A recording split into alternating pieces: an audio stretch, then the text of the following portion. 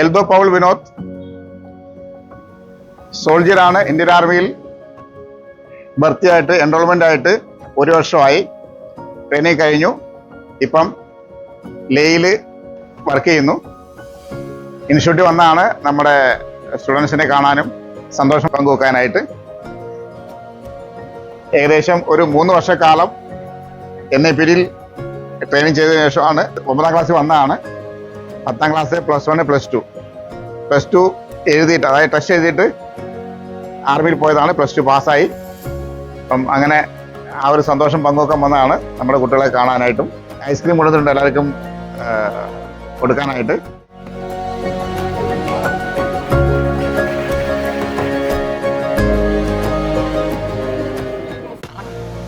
ഐസ്ക്രീമിന് ഒരു വലിയ താങ്ക്സ്.